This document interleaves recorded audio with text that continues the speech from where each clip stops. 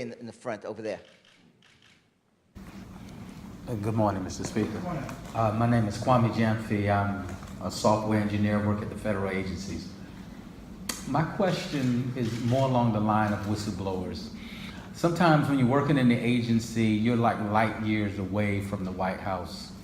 Help me understand from your perspective a framework upon which software engineers like myself would work with this administration, given the animosity towards leakers, the cybersecurity issues that's out here floating around publicly. I represent an organization, it's called Federal Software Engineers and Data Scientists. We're about 350.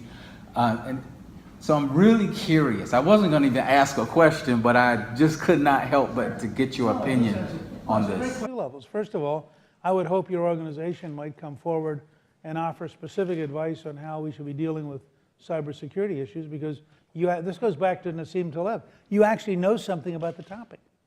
That'll be better than most of the guys at think tanks who know about the topic, but they don't know the topic. You actually know the topic.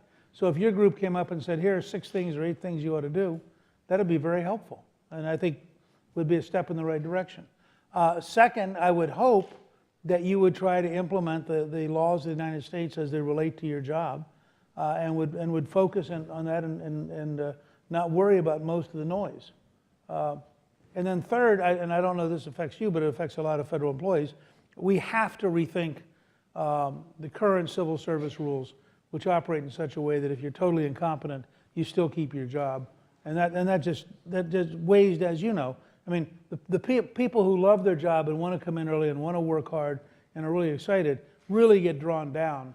I talked to somebody who runs a small agency who's actually probably a liberal Democrat. But she said in her small agency, she has one person who for 2 years has come in, put his head on the desk and slept for the entire day. She's actually taken pictures of him sleeping. And she has one person who's never come in 2 years. And she cannot get the HR department to fire the 2 people. Now, that's just crazy. And that lowers the morale of everybody else in the department. So that's a different zone, I think. And my advice is, obey the law, do your best to help serve America. I mean, it is a great privilege to be able to serve the United States of America. And I say this, I'm a guy who picks on the bureaucracy, et cetera, but I also understand that if you don't have people who care about the country and who work their hearts out, it ain't going to work. And so I'm glad you're here today.